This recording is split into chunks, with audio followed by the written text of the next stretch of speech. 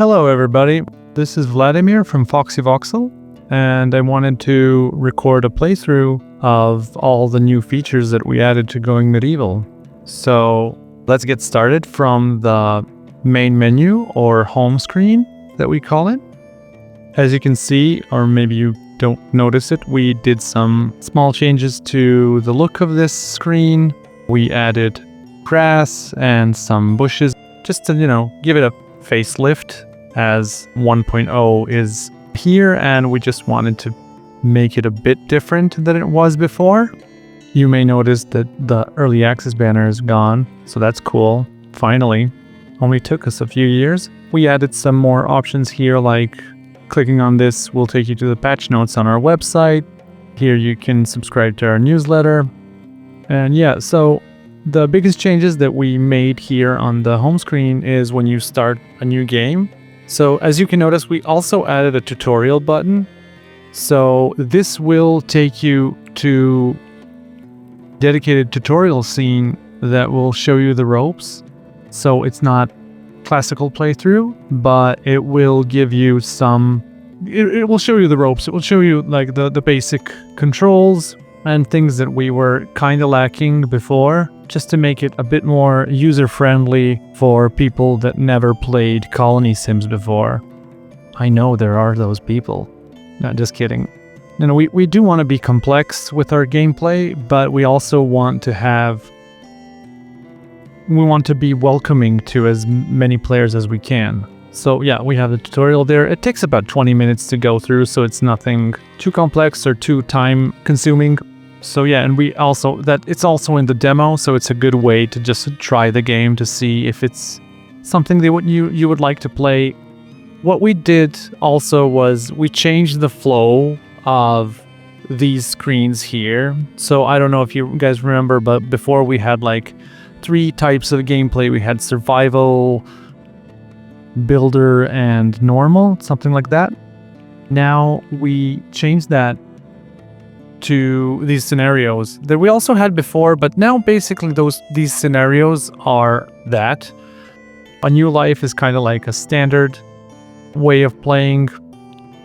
Peaceful is kind of like the builder way of playing, so nothing bad happens, only good can happen. And there's not a lot of like attacks, but you do get like environmental stuff happening. Lone Wolf is the one we also had before, but I think it's a bit harder now. It has the difficulty ramped up. So yeah, that's also something that we took out. We took out the difficulty choices. That doesn't mean you don't have difficulty anymore, so you can still customize the difficulty of each playthrough. It's more of a like, this is how we planned it to be played. It's not that you can't change it, it's just that we wanted to take out all the friction on like, oh, I need to choose a scenario, now I need to choose a play style, now I need to choose a difficulty. Now we kind of wanted to streamline it, So A New Life is the one that we recommend players that, didn't play a lot of colony sims, they want to try Going Medieval. It shows a bit of the combat, a bit of the building, a bit of the trading, and so that's basically that. We did add a bunch more stuff to the custom scenarios. So we added like when you add a new one, now you can have like, okay, starting season, starting event, so you can make it so that your scenario starts with an event from the top, It might be interesting for somebody. It does have its like difficulty, the ramp up speed, allowed maps. So if you guys like make a scenario that you want to be played only on marsh maps, then just, leave only the marsh maps here, and the game will let you play on other maps if you want, but it will warn you like, okay, this scenario is not intended to be played on this map type. Now, if we go to the next step, so this is something that I guess a lot of you will be happy that we added. Finally, I know. So we added map preview. Now, each time you randomize, you can see basically the terrain of the map. So you can't see trees and stuff like that, but you can see like the terrain, and that's the most important one. You can see like, okay, you have clay voxels here, soil, grass, this is iron, so some salt and stuff like that. So you can like choose nice, interesting map for you to play, and you don't need to enter the map and get out and stuff like that. So kind of a small bit of bad news is that all of the seeds that we had before are now a bit different. So I know that a lot of players like to find awesome seeds and write about them on Reddit, share them around, but now they're not going to be the same. But now with this map preview, it kind of helps you out to find better seeds than before. The region map is still there, you can still see the region map, but you just need to switch to it instead of seeing it by default. And yeah, we put this one by default because I think this is much more important than the region map. And also, I don't think that we made a bunch of changes here, but yeah, I just also wanted to go through this one. I know that there were some complaints on how the points system works here, so this has also been redone. So it's a bit more clear what you're doing when you're adding stuff. It was easily bugged out before. If you add stuff, I don't know, randomize, go back, go front. Those are the things that we kind of fixed up here, so that gives you a nice, smooth experience here. Also, this is something our QA lead added. So he added these little icons of like skin color and hair type and stuff like that. Instead of just saying hair A, hair B, hair C, he added this. So that's cool. Also, like with perks, they look like this. Just looks better. That doesn't influence the game that much, but I think like, small details makes everything look better. So I'm not going to start a new game. I'm going to load up a game that I started. So we also added changes to the loading screen. So the loading screen before had the story beat from the scenario, from the map type and stuff like that. We liked how it worked, but some players reported like, oh, it's boring. I read the same thing over and over again. Now we added like the last 4 entries in your history tab. They're going to be here. I think that's pretty cool because then it kind of looks like some kind of ledger or some kind of history book or something like that. And it kind of reminds you like, oh, this happened, that's kind of cool. Immediately it's raining in this scene. That's okay, I guess. Now where to start just to show off like new stuff? We did add a bunch of new stuff that I would like to show you. A bunch of like quality of life stuff that we added that I'm gonna get to right now. Now I saw the drawbridge and I want to talk about that. Yeah, so we added a drawbridge. This is something that people were asking for a long time, and we finally added it. We wanted to add it for a long time as well, but it was kind of a weird thing because it's a door that when it's open, it spawns basically floors in front of it. So that was like, okay, how do we solve that? So then when the enemies pathfind or when the settlers pathfind, so they're going to be like, oh, cool, there's a bridge here. And then you close the door and the floors disappear. Also, because like our settlers and our agents are not physics based while they walk around, we thought long and hard, like, when does the floor part stop being a floor and starts being a door? A floor door?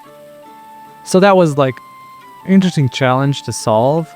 And what we also added was, so basically, if you can make a ceiling out of drawbridges, and they will stop sunlight and it will stop rainfall under it and everything. So that's something that we also wanted to do. So basically, you have this dynamic floor system now with this drawbridge. I don't know what you can do with it. I guess something interesting, but like for its main purpose as a gate in your castle, I think it works pretty well. So this is like the second version of the drawbridge. The first version some players didn't like because it couldn't be combined with the portcullis. So we made some changes here. So now drawbridge and the portcullis are the only two buildings that kind of click together. So you can build a portcullis here and it will kind of share the same control as the drawbridge. You still need to open and close both of them separately, but you can make them together nicely. So if we like turn on auto construct, just so I can show you. So I don't know if I have room here to add the portcullis. Yeah, the portcullis is going to be here. Yeah, that's how it clicks together. So basically their controls, their little pulleys are there one next to another. So I guess I understand some people wanted this to look like that, and that's how we made it. So somebody's gonna run up here and open up this gate, one of my settlers. This is a map that's also created by somebody else on the team. Our lead QA. So this isn't my map. I did play around with it a bit, but all of my maps are too ugly. I tend to make maps that are just like for testing and just like a big box with, I don't know, a bunch of archers on it. While our QA lead, he likes to make interesting underground awesomenesses, you know, with like livestock in the middle, cats.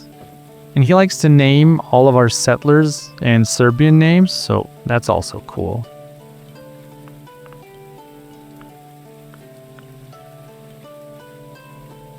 Back to the drawbridges. Neat thing that they can do is when they close, they now like damage stuff in front of it. One of our devs said like, oh cool, it's like Dwarf Fortress, you can make garbage disposal. So I guess you can, maybe not like in Dwarf Fortress, but yeah, you can destroy piles with your drawbridge now. And you can kill enemies also. So if you want to make a kill box with, I don't know, 5 drawbridges and just lower it on them, it's gonna hurt them. I kind of nerfed the drawbridge to not hurt settlers as much. So it will hurt settlers, but it's gonna hurt them a bit less. Just so you're, not frustrated when you accidentally kill your settler when it's an attack and you want to close the gate, open the gate, stuff like that. Portcullis also hurts people and Aegis when it's closed on it. It has also a hefty amount of damage, and it's also nerfed for settlers. So also something to think about. We also added an achievement for killing an enemy with a portcullis and a drawbridge. So I can't wait to see what the percentage of players will do it. That's going to be a fun thing to do. So from like visual stuff, we added a bunch of interesting small details, as you can see.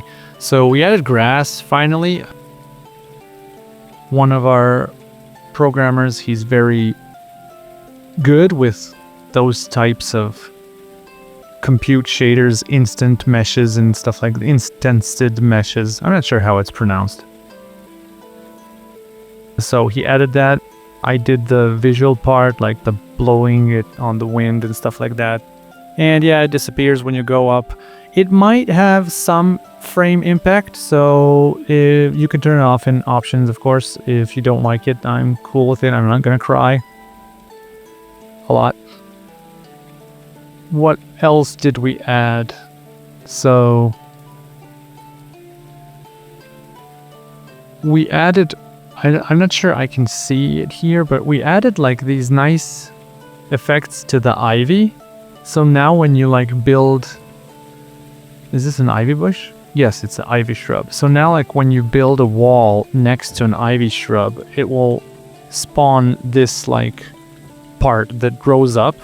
I think that's pretty cool. That like gives nice and interesting connection between your buildings that you place and the plants around it. I think that's pretty neat. Yeah, so that's something that we added. That's cool. I'm trying to see. Okay, yeah, this. So we added a bunch of new vegetation. We added several different berries. So we have like a blackthorn bush that gives, I'm gonna butcher this, sloes. We added gooseberry bush that they give gooseberries. And I think we added one more. I know that, yeah, here it is. We added a bramble bush and it gives blackberries. And they all have small differences between them, but they're basically kind of the same thing. You can still make fruit wine from it. You can make fruity meals from them. They're a nice source of food. Different map types start with a different amount of these bushes around, so it kind of gives you different starting conditions. It's just more of a like polished touch. Wouldn't call it a major feature. We did add more trees. I don't know if yeah, we added damsons, we added walnuts. Yeah, these are all walnuts and damsons. So damson is, I guess, like some kind of plum or something. I'm not 100% sure because I guess it's an ye old England thing. I'm not sure how it's called in Serbian. Maybe I know it, you know. We also added mulberries. So mulberries is like a cool one. I didn't know that, so like history lesson. Mulberries were kind of common in... They're not native to the British Isles, but they were kind of common in one point in history because they would plant them around monasteries. And then when, I guess, you know, the churches divided and stuff like that, people would cut them down because they represented, I guess, the papal part of the church and not the English church. And that was cool. So they were not so common, but we did add them in the game when you go to like secondary maps. So that's what we call when you get like a loot stash or you visit bandit camp or stuff like that. So those are called secondary maps. So on the secondary maps, you can find mulberries around like old churches and old monasteries. So I think that's like a neat thing in the game that I think at least one person will like. Okay, next thing that we changed. I know that there was like a lot of like infinite honey glitch and people would just, you know, make 20 skeps and have infinite honey. So you can still do that. We didn't take that out, but we did make it a bit harder. What we did was we made it that skeps, their production speed is tied to the amount of plants around them. And not just any plants, so plants that could kind of have flowers or at least something interesting for the bees. So if it's like, I don't know, an old bush that's dried up, it's not gonna help the skep speed. So this skep has a production speed of 94. It says because it's outside, it's 100%, and it has 86 plants for bees to use. So that's cool. The thing is that if you put like two skeps, one next to another, they're going to need to share the same plants. And if they don't have enough plants, they will slow each other down. So it's just like a system that we added just to kind of get the player to build like skeps a bit more cautiously, you know, and not just spam 20 skeps one to the other. Also, because it can't produce a lot without flowers and stuff, without green plants, then like in wintertime, it's not going to produce all that much. But still, I think you can get it to the point where it's a bit overpowered. I don't know. I didn't want to take that out, you know, to take it from the player, so the player can't do anything with it anymore. That would be just cruel. Yeah, so as you can see, our QA seems to have an affinity towards one sort of a religion in the game, and he also added a skep here, so that's cool. For optimization efforts, I forgot to mention that, so we added also a bunch of stuff. I know we didn't have some of those things before, but we were always like waiting for most of the systems to be in and then go through optimization efforts and stuff like that. We added culling. What does that mean? So now like stuff behind stuff is no longer rendered. It's not perfect, but it does do the trick. We also cull stuff that's inside a room, but for instance, you can still see stuff inside the room through a window. We left those windows as like portals for the culling, but if you close the windows, then the culling works and stuff like that. So it's something that you can't see, but it does help you in the background. You can still kind of sometimes see it, see stuff pop in if you're like quick with your camera, but I don't think that it's something that's going to ruin somebody's experience with going medieval. Also, we added like mesh fusion. What does that mean? So basically when you build 5 walls like this, they're going to fuse into one mesh. Again, it's not something that you can notice as a player. It's just something that happens in the background and it just works, and it does help bring a few frames per second to the player. We did do a bunch of other things, a bunch of small things that I can't even name because I don't know what they do. They're some kind of system things.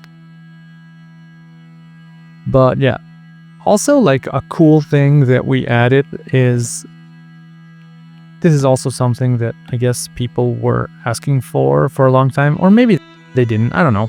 It's kind of a half and half thing. So what was kind of nerve-wracking was you want to make a squared fence and you get those holes, you know, but now you don't. Now they automatically switch to the corner version. Now you can do this and it's just gonna, you know, it's gonna nicely create the corners. And then if you want to make them different for whatever reason, you can. The game's not gonna stop you. And this automatic shape change will detoggle. When you toggle it again, it's going to turn into the shape that it is supposed to be, or at least that we want it to be.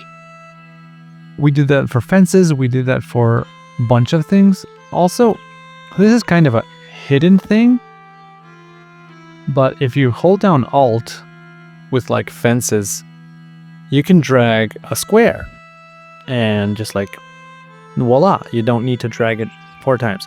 We should add it here in this messaging part, but it was kind of a large text element and I opted not to add it here. But I guess at some point we're gonna add it in some kind of tutorial or something like that. I don't know. And yeah, this also happens to walls. So like placing 1 wall will give you this round version. Placing 2 walls will give you 2 round versions. Corner version, stuff like that. The thing I like the most is When you add a window here, you get the 2 versions here. Again, if you want to change it, you can just stop that automatic shape and just return to the version that you, I guess, are used to. But I just think it's going to be make it so that you make your settlement pretty more easily. And also it works with merlons, it works with floors, it also works with roofs, so that's kind of neat. What else? I also want to talk about some of the new buildings that we have.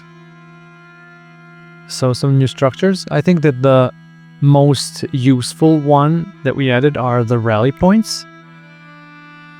What do rally points do? So they're unlockable through research, but they appear here. So rally points and bells are like the 2 things that work together. A rally point basically gives you a list of all your settlers, and you can just mark what settler will listen to what rally point. So, for instance, in this settlement we have, on every tower we have a rally point, and we can tell different settlers to be on different rally points. And basically, so like we select this rally point and we select draft, and it will call upon everybody on this list that's checked, and they will run up to this tower and just be there. They're going to be in the default stance. You can change them to be in the hold ground stance. You can make as much rally points as you want and change what makeup of settlers is there. Also, like, what do bells do? Bells, I don't think there's a bell on this scene, so I'm just gonna automatically make one. Maybe there is if I press tab. No, there's just one bell. So what do the bells do? Bells do the same things as rally points, but they activate rally points. You can say like, okay, this bell is called attack. I don't know. Attack alarm, something like that. And then when you ring it, activate it, it will activate all of the rally points that are checked here. And you can jump to them just so you know which ones are controlled there. When I test it out, I would make like, okay, put some archers up here, put some melee guys here, and don't, I don't know, activate those that I don't want. Then I make an inner part of my defenses that I tie to a different bell that I ring when I want all of my settlers to go inside or go to a different tower and stuff like that. So the sky's the limits.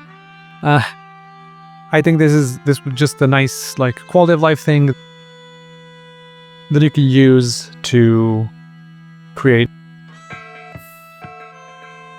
more interesting like defense strategy and stuff like that. I think that's pretty cool. So you can also like, you know, only arm settlers. So if one of these settlers don't have a weapon, they won't come here because, you know, you don't want somebody that, I don't know, his bow broke because he was hunting and you don't want him to get here.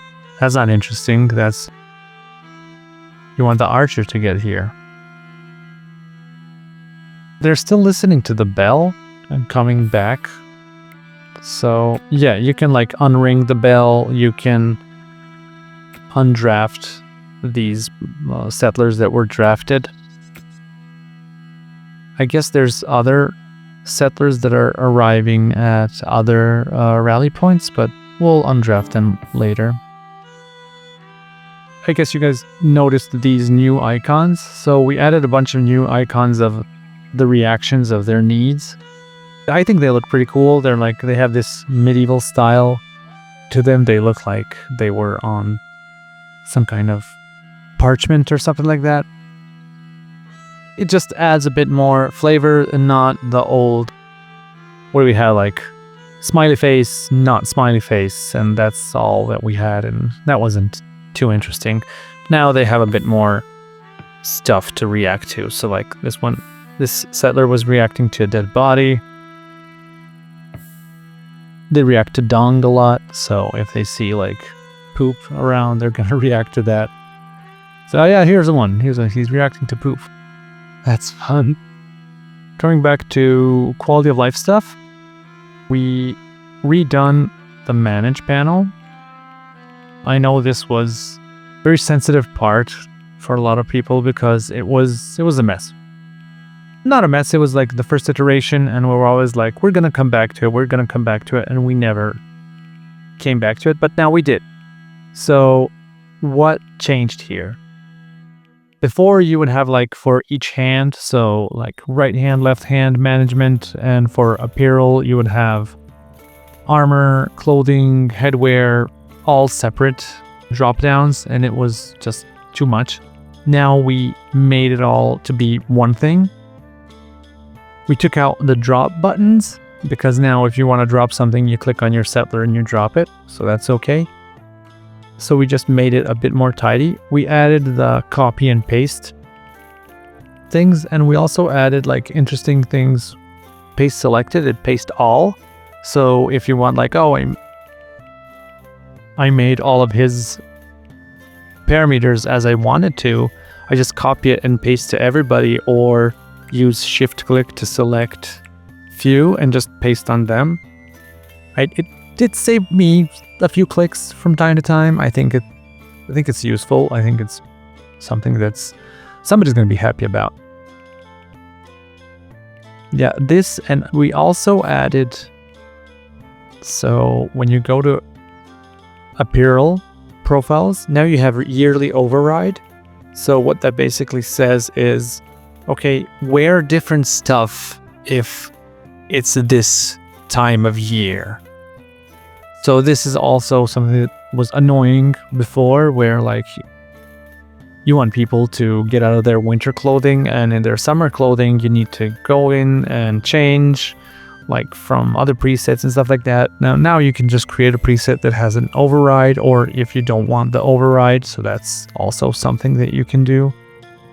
You can also force unequip. So what does that basically mean? That means when you change their manage panel, they will forcibly unequip anything that is not by these rules. But if you don't toggle this, they will first wait until they have something else to equip. So basically, you had a melee guy and you wanted to change him to archer. If this is not forced unequip, if he doesn't have a bow, he's not gonna drop his sword, you know. But if it's forced unequip, he's gonna drop his sword and just wait for the first ranged weapon to appear for him to be able to equip it. We also added those same like paste selected and paste all to all of our windows and panels here, so that's also something that I think will be useful for you guys. We also did redo of the research panel, so other than adding a bunch of new nodes, we changed them because we had the old like text box thing that was made a long time ago. That was like, we don't know what the research panel is going to look like, let's just make it, you know, make it readable. And now we're like, okay, let's make nice icons for them. Let's make it in a vertical tree, so it's a bit more clear what you're doing. Let's make, you know, the colored lines and stuff like that. So that's a fun thing. Next, from like quality of life stuff, and I guess some players will be very happy, some might not. We changed the edit production thing. So if you remember before, the edit production would be like this small window that appears next to it. Now it's a separate window where you have a bit more control. So you can say like, just use for cooking only this amount of freshness or this amount of hit points. I think we had hit points before, but we didn't have freshness. More important thing is like, I want a specific settler to work on this specific production. It doesn't work on the whole production station, but only on that specific production. So like I want to make lavish meals, and I want the best lavish meals because the amount of skill also determines, in a bit of a random way, the amount of produced lavish meals. So I want someone with high, I want someone with low. But also like when you go to anyone, you can say like, okay, let's make only from this range of skills. So everybody over this skill will not work here. I don't know why. I guess there are different productions and production stations that will benefit from this a lot. Like, oh, I want my low-level tailoring people to dismantle old clothing, while my high-level tailoring people, I want them to make clothes, because the quality of a clothes is also randomly dropped and determined by the skill. So that's like, I guess, something cool you can do. You can copy and paste the productions. That's something that was live before 1.0, but it's a nice thing to just mention it because I think it's a big thing. Like, you copied the entire queue and paste it, or you can copy just one entry, as we call it. That's something that's cool. Smaller things that might not be that important, but I think that they just make the game a bit more tidy, is we added one more control to the stockpile and shelf. So now you have allow usage for production on each shelf or stockpile. What does that do? That doesn't do much, but it does let you to control things like barley, where you want barley for sowing, but you also want barley for production. And then you make a shelf where it's not allowed to be used for production, and so all that barley is left to be just taken around or used for seeds. That's how we solved it. That's how we solved the problem. Maybe not the best solution, but I think it's pretty elegant. Next thing that we solved is, I'm gonna just spawn enemy.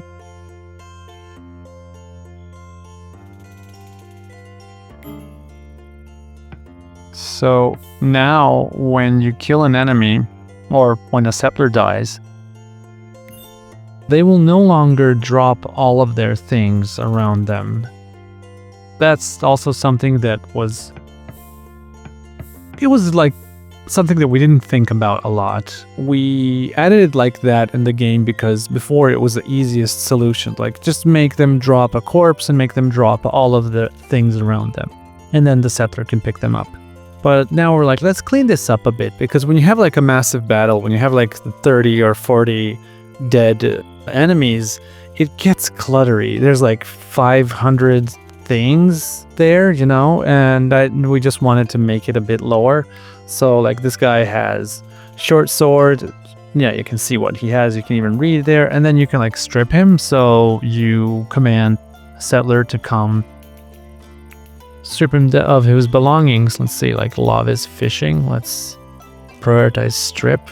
Just get him here, because it's kind of tied to a new thing that we also added. And yeah, they're automatically stripped when they're used for some kind of production. So if you're, I don't know, butchering people, then they'll just strip them before the production. And she just came here and automatically made him drop his stuff. And yeah, you can take the enemy carcass or corpse to stockpile with all this stuff and then strip him there. So that's also a neat way of just controlling the clutter.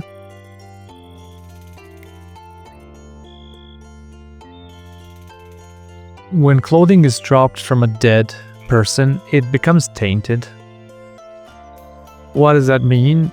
that means people don't like to wear those things because they don't like it.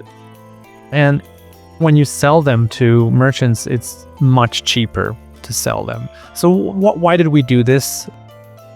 We didn't add a way of you to detaintify clothing, but we wanted to add just kind of a system where you don't get that much from a victory, you know. You can still use his helmet and his sword. It's not going to be tainted. It's only for clothing, so it's not a huge setback.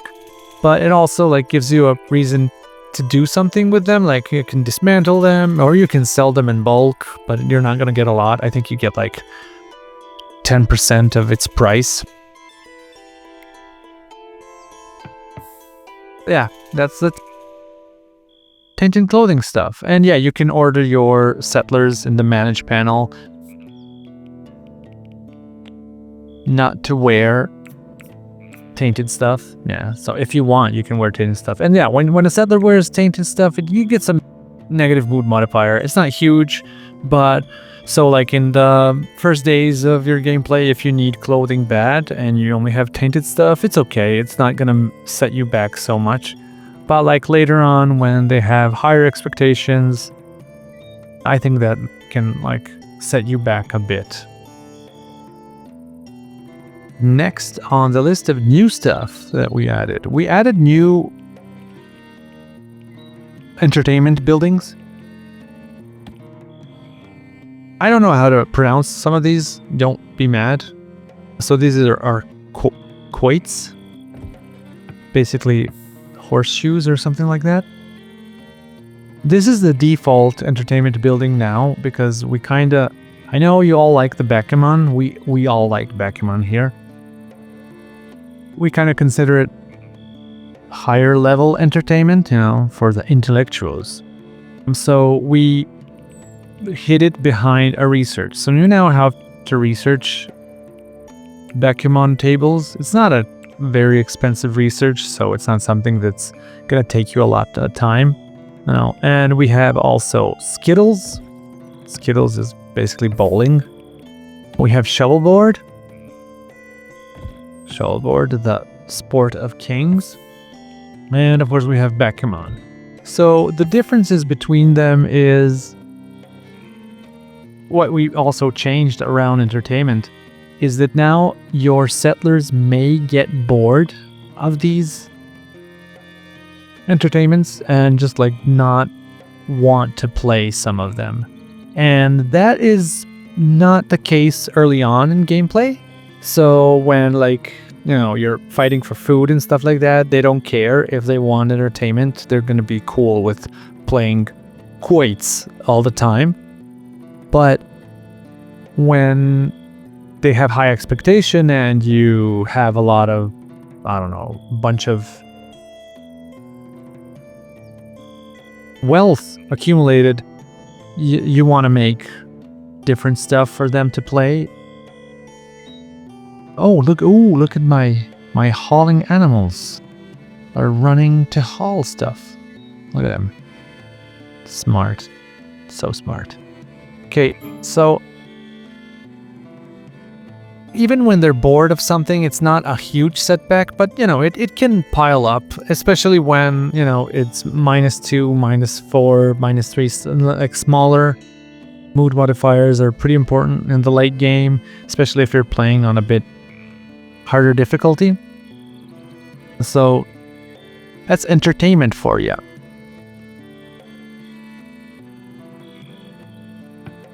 What else is new? So we added a bunch of new stuff regarding our endgame. We like to think of Going Medieval as a game where you play as much as you want. So you do what your settlement, whatever you want. We don't like kind of like objectives like, oh, you need to do this and this in order to win the game. But we also wanted, you know, to add something to give you something to work towards, you know, and we kind of wanted to see like what you guys are doing when you're playing, you know. We added, if you remember, we had the old influence system that would make this yellow blob just go over the map, and that did nothing. That was just there to, you know, give you some kind of, oh, you did something, yay, you're on 100%. And nobody was fooled by it. Nobody thought it was a very important thing. But we changed that to these here. So now when you do stuff like when you have some kind of a sermon or a ritual, or you defeat an enemy, or you sell stuff, you buy stuff, you get these renowns. And these renowns, when you reach 100%, you'll get the option to start endgame event. Endgame objective, let's call it like that. We call them grand objectives. And we kind of wanted them to be response to the way you play. Of course, I know that showing somebody a bar that's getting filled will automatically make people want them to fill those bars. So these bars in this save that I'm playing, they're all visible because all of those things are filled up to some point, but they're invisible until like 15-20%, so you won't see them here, they won't bother you. But when you reach, I don't know, 20% or something like that, it's gonna nudge you like, oh, nice, you're doing a lot of restitution stuff. You know, do you want to kind of, you know, play like that, play restitution stuff? And what, like, for instance, the restitution one will give you the opportunity to create a church, cathedral, and to go and find a certain relic on the map. And when you get that relic there, pilgrims will arrive, and that's cool, you know. And when those pilgrims arrive, the game will just say, congratulations, you've become the center of Christendom, or the center of the restitutionist faith. And you can continue playing. It's not gonna, you know, it's not gonna make you quit to main menu and start a new game. But if you want to, you can, or you can also like save the game, try load the game earlier, try to trigger a different endgame event. And we tried to, you know, add game events that are interesting, like you can build a church for the Oak Brethren. You need to find ancient oak, mighty oak, I think it's called a mighty oak, and you need to like find a sapling of it, plant it on your map, and it takes like a year to grow to full length, and it's like this nice huge tree.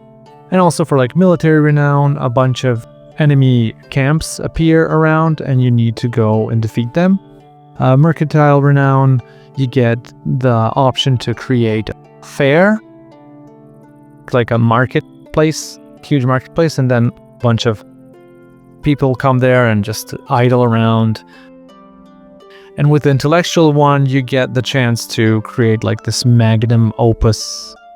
I don't know what it's called, but it's kind of this book that encompasses all of the knowledge that you accumulated. So I'm sorry that I'm not showing these things, but I'm going to load up a save at one point where one of the grand objectives is live. But for all those purposes, we added a bunch of new buildings for you to construct. So I think that there are some already here built that we can show off. Like for the grand church, when you want to build a cathedral, you need to have this altar shelf that, oh, it's called an altar shelf. Okay, because it holds the holy relic. Holy relic can't be produced, it can only be found in like loot stashes and stuff like that. And when you take upon yourself to do this grand objective, pilgrim will appear to give you a hint where the relic is, so it's not something that you need to, like, I don't know, waste 2 years and not find it. So I think that's all okay. Also, for like the Grand Oak, when you want to find the sapling, it's also somebody's gonna drop you a hint and tell you like where the sapling is, so it's not something that you'll search for a lot. So let's try to find a library here. I wanted to show you guys something. So, interesting things that we added. You know that before we had these roles. So we added a few more. We added Sergeant in Arms, we added Librarian, and we also added Broker. What do? They're important for endgame events because having like a Sergeant in Arms in your settlement will make your military renown daily jump up by a small percentage, you know. And they have their purposes in gameplay. For instance, let's say Librarian. Where is our Librarian? So Librarian Sanya is gardening. So what do librarians do? Librarians at this moment, they can hold a study group event. So what does a study group event do? Study group event teaches all of your settlers one certain skill. And the amount of people that can listen to the teachings is tied to the librarian level. So basically this librarian is level 3, so we can have 6 people listening in, and we can choose what book to use. So basically this I'm sorry, I can't read the names of these books, but they are all tied to a certain skill. So this is tailoring, this is speechcraft, and this is construction. And there is a book for each skill somewhere in the game, but you can't produce them. You can purchase them from merchants, and you can find them in loot stashes or in other settlements if you attack other settlements, or even in bandit camps. I don't know how they got them. I guess they stole them. It's very rare to find 2 of the same, but it can happen. So it's not like they're not very unique in that sense, but you know, you only need 1. You don't need more of them. And they have their nice shelf that they're put on. So as you see, like this shelf here has those 3 books on them. And it can house all of the books that you find. And then when you hold a study group and you say like, okay, let's all learn construction, people will start arriving at the event. Oh,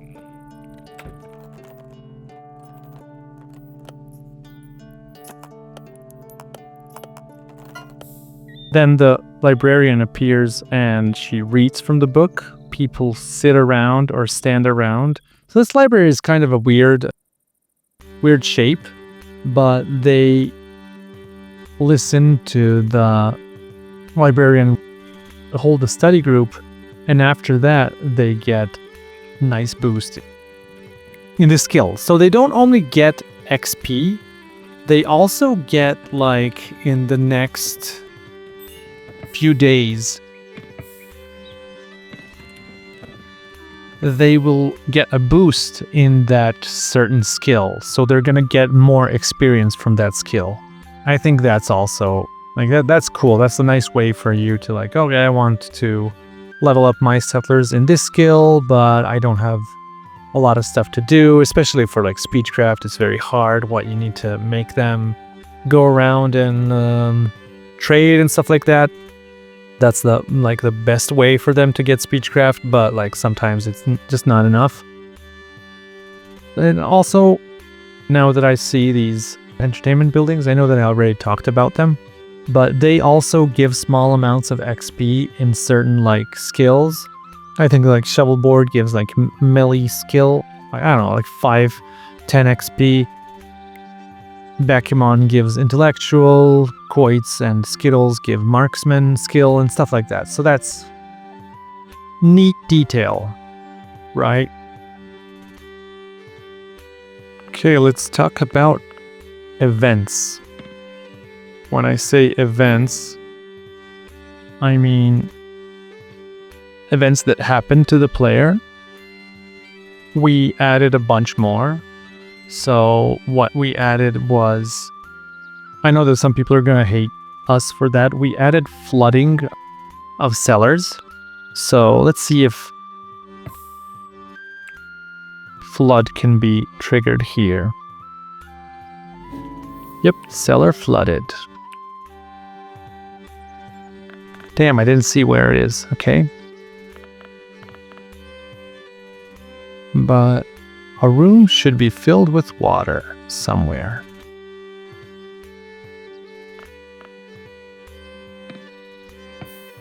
Or maybe it won't. Interesting. Oh, here it is.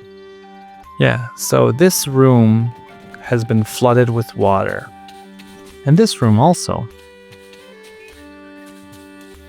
Yeah, so this will happen if you create the walls of your rooms from soil. This room has a soil wall, while the rest of the walls are not soil. This will happen when there's a lot of rain in the spring. So now I just triggered it through the dev panel, but it won't happen like all the time. And you can battle it by just creating stuff there. You can also combat it and just siphon the water out by placing a well inside the room and just ordering your settlers to fill up some kind of barrel.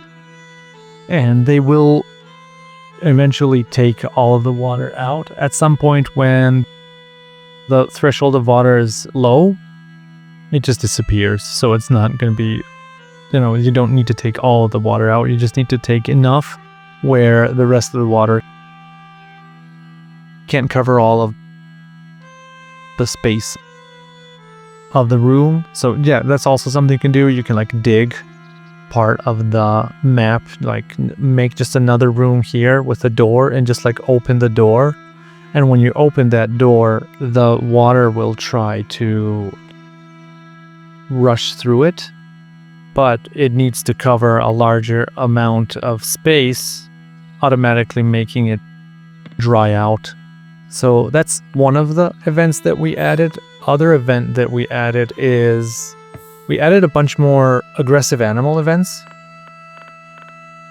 So now there's like a chance that band of aggressive rabbits just enters your map, and they're not gonna do a lot. So they don't attack people that much. They just want to eat stuff. The worst thing that could happen is they can get into your garden and they start like eating a lot of stuff.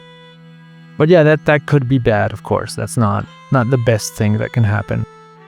You can take care of them, you can hunt them down, or you can just wait it out. They're gonna leave after a while. We also added, so this is something that we already had for some time in the early access, but I didn't mention it in any sort of video. We added beggars. So from time to time, a beggar from non-partisan faction will enter settlement, and you can give stuff to him. Giving stuff to him will give you a chance for him. He may want to give you some info, like a loot stash on the map or something like that. We can even try and beggar arrives. Here he is. Let's see him. There he is. Yeah, you can find somebody to talk to him. He's just gonna walk around. He's not gonna do anything much. Of course, because he's a non-partisan faction, if you kill him, you won't get a friendliness debuff from his faction.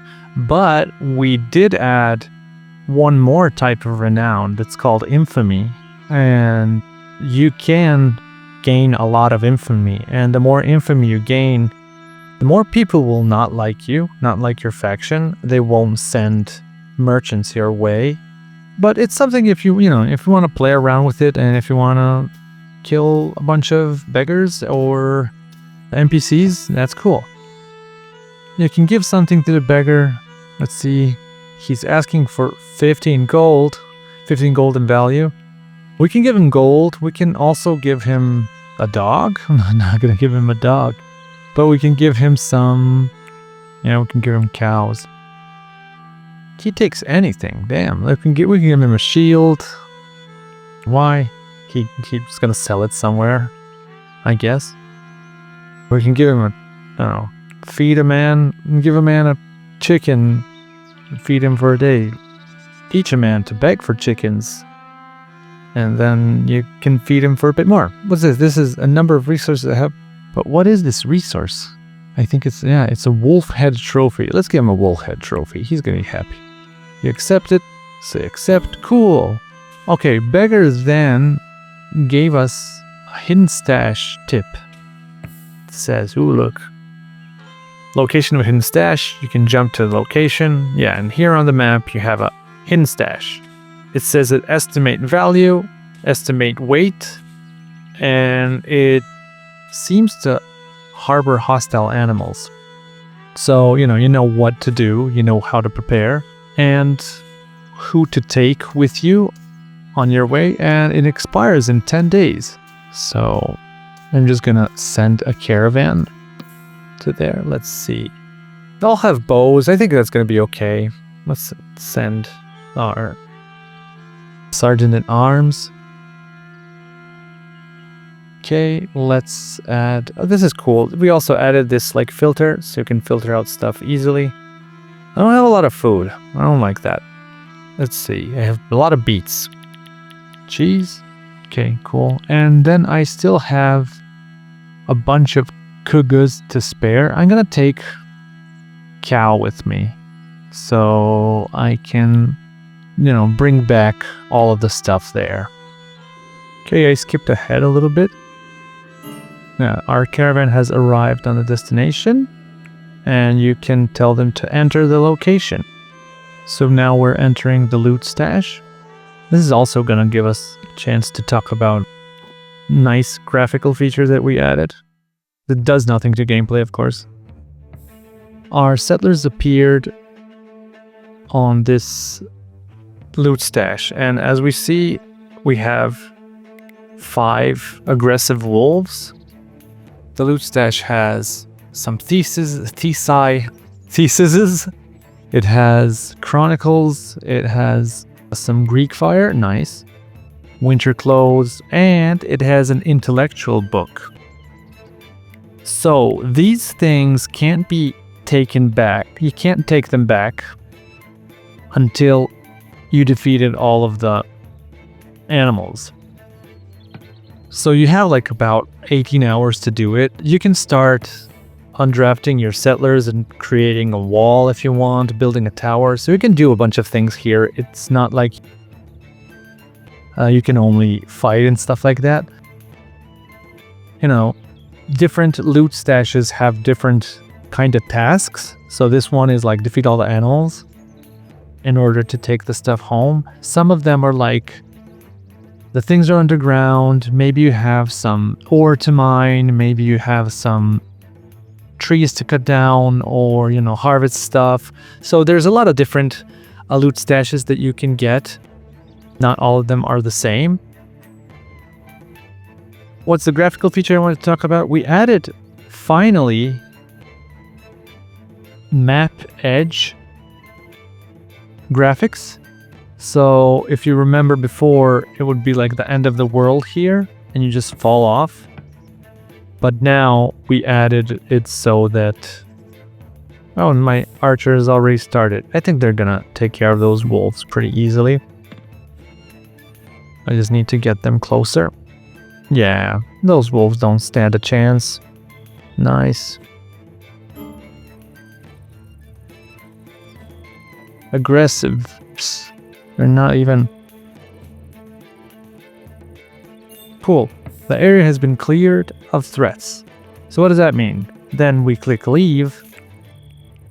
And then we get all of the things from the map available to take with us. So we're gonna take the book, take the aged fine wine, some of the alcohol. Oh, this loot stash has a lot of stuff. We're not gonna take the bones. We're gonna take the superior Chaperon Chronicles. No, we don't need clay.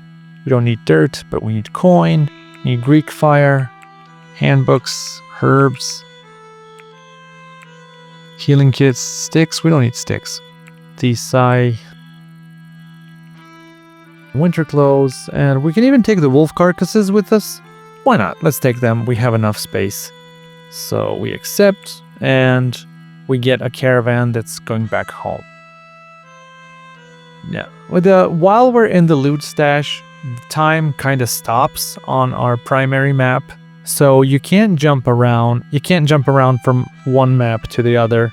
So while you're in the loot stash, while you're in the secondary map, you need to do stuff there. And when you leave, the world catches up, I guess. From a technical standpoint, it was messy to have both maps function at the same time.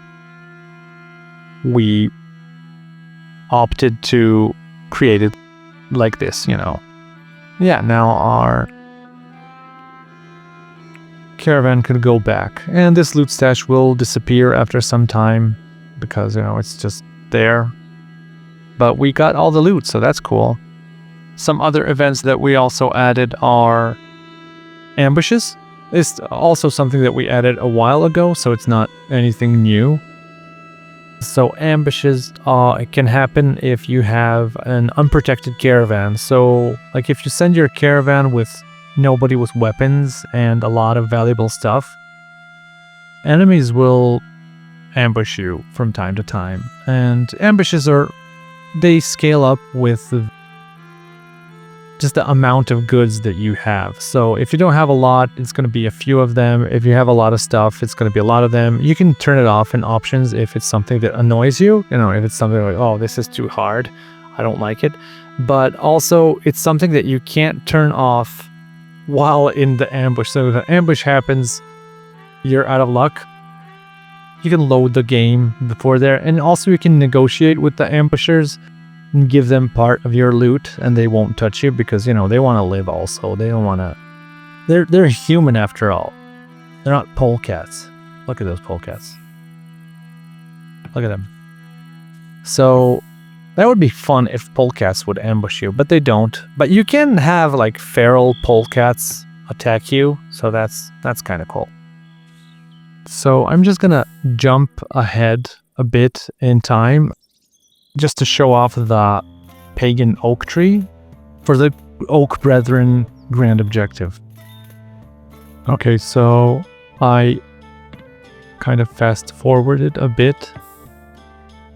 First thing I did was I reached 100% Oak Brethren renown, and then I got the objective that's called Pagan Sanctuary. So the things that I had to do was have a druid level 3, create an Oak Brethren Sanctuary, that's a new rune type, mature a mighty oak that I found, and just wait for pilgrims to come and visit. So the downside of this grand objective is that all of the opposing faith settlers get negative mood modifiers, and all of the factions that are not Oak Brethren will also stop liking you, basically attack you more, so you can't be allies with them anymore. But so the thing is that you need to mature this mighty oak, and you need to build room around it. The rune type is called Oak Brethren Sanctuary, so it needs to have a mighty oak in it. You can do that in two ways. So you can build a bunch of windows, because windows will give sunlight to your plant, or you can even put a door like I did and just keep it open. That will also let sunlight in and help your tree mature. Or you can just let it grow, so pilgrims will arrive to visit it even while it's growing, so you don't need to have it fully grown for them to come and visit. But you can keep it outside, and then when it's mature, you just build your room around it. And when you do, when all of the pagan pilgrims arrive, So like here, like pilgrims to spread the word, 1 out of 5. I only had 1 visit in the last season. So they visit from time to time, like every few days, but I only had 1 because I think I jumped a bit in time with debug tools. So that's what happened. But when all 5 of them visit, you can basically just click a button and say, okay, let's become a pagan sanctuary. But when you do that, all of your Restitution Church settlers will leave your settlement. So that's something to also take in mind. So you can continue playing, but they are all going to leave. So you're going to lose some of your settlers, and all of the Restitution factions will become hostile towards you. I think maybe even permanently hostile, I'm not sure. So it's just like, you know, world reacting to what you're doing. So it's not because you can basically stop the game there. It doesn't mean that much, but I think it's like a nice touch of what are the things that are happening. Similar things happens when you create a Church of Restitution cathedral, but like in the other direction. So yeah, this is the Grand Oak. It's not that much when you're looking at it in like a room, but if we take down these walls, using debug tool to take down walls is not that nice. Well, like, yeah, it's a nice tree. It's a nice thing to have in your settlement. I might even add it to enemy settlements. So if you like to, you can, you know, just cut it down or burn it. But for now, you can only have it in your settlement if you take grand objective of the Pagan Sanctuary. Okay, now that I did this, I kind of lost all of these important check marks. But I just wanted to show off the nice tree. I like it. It has this Game of Thrones feel because we added a face to it. And yeah, that's about it. There is a bunch more small stuff that we added that I can't even remember now from the top of my head. I have them written down somewhere, but they might be just boring. We added more music, we added a bunch of sound effects. So all around, you know, polishing and adding stuff. A bunch of bug fixes, a bunch of small quality of life stuff from, like, you know, stuff not reacting to clicks as you think they should, and, you know, things having too large colliders to click on. A lot of small changes to the game. Also, like, we tweaked the animation system a bit. We tweaked even the siege weapons, added new effects when you bombard somebody with Greek fire. All that stuff. Stuff you're gonna need to see when you play the game. Haha, it's a surprise. It's not. It's all gonna be in the nice, meaty, written log of all the changes. So if you want, you can go read through those things, and of course try our demo. Basically, the demo is every feature that you can see is in the demo, but the thing with the demo is it only lasts 12 in-game days. So try it out. If you don't like it, cool. If you like it, buy it if you want, or, you know, wait for a sale. And yeah, that's about it, guys. I have nothing else to show you. Bye.